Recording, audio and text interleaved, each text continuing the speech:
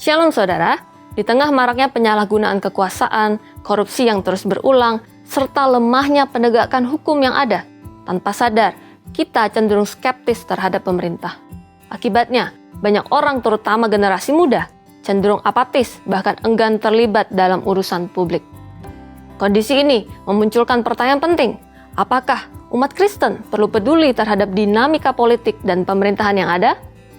Dalam Voice of Pentecost kali ini, akan membahas tentang kepedulian terhadap pemerintah sebagai insan Pentakosta. Kita sering terjebak dalam pemahaman bahwa memikul salib hanya berlaku di dalam gereja. Padahal memikul salib adalah panggilan yang berlaku di seluruh aspek kehidupan, termasuk di ruang publik dan kehidupan berbangsa. Maka pertanyaan, perlukah kita peduli dengan pemerintah? Jawaban singkatnya, ya, umat Kristen sepatutnya peduli. Bahkan, sejak awal negara Indonesia berdiri, umat Kristen telah terlibat dalam politik, termasuk dalam penyusunan Undang-Undang Dasar 1945. Keterlibatan itu bisa bersifat pasif, seperti membayar pajak, menaati hukum, dan menghormati pemerintah. Atau keterlibatan aktif, seperti memilih pemimpin yang baik, memberi masukan yang sehat, dan menyuarakan kebenaran dengan hikmat. Dalam Kejadian 41, kisah Yusuf yang diangkat menjadi penguasa di Mesir mengajarkan kita 4 prinsip akan pentingnya keterlibatan orang percaya dalam kehidupan masyarakat. Yang pertama, kontribusi orang percaya dapat membuat perubahan yang positif. Yang kedua, karakter saleh tetap berdampak meski ada tantangan. Yang ketiga, kebijaksanaan dari Tuhan akan membawa perbedaan. Yang keempat, Tuhan yang memberi hikmat dalam strategi pemerintahan dan ekonomi. Yusuf telah membuktikan bahwa iman sejati tidak mengisolasi diri dari sistem yang mungkin belum sempurna, melainkan ia memperlengkapi diri dan melakukan bagiannya untuk menjadi solusi bagi bangsa. Karena itu, peran orang percaya tidak berhenti di dalam gereja, tetapi juga perlu hadir di tengah masyarakat untuk membawa terang bagi sistem yang ada. Lalu, apa bentuk kepedulian kita terhadap pemerintah? Tindakan pertama, mendoakan dengan iman. 2 Tawarik 7 ayat 14.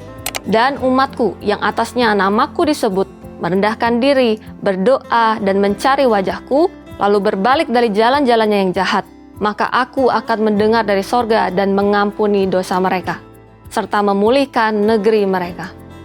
Berdoa bagi bangsa, negara, dan pemerintah adalah tindakan nyata bagi kesejahteraan negara. Mari mulai aktif mendoakan presiden, wakil presiden, jajaran menteri, pemerintah daerah, hingga pelosok. Agar mereka diberikan hikmat, takut akan Tuhan, dan kejujuran dalam memimpin. Yang kedua, bekerja dengan integritas. Integritas adalah wujud nyata dari iman orang percaya di tengah dunia.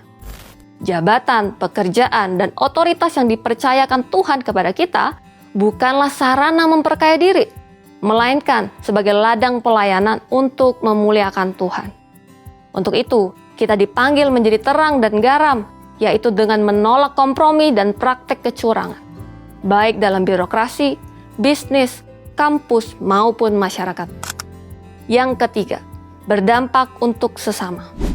Memilih untuk tidak menjadi warga negara yang apatis, tetapi aktif berkontribusi dalam aksi sosial, pemberdayaan masyarakat, dan kesejahteraan lingkungan sekitar.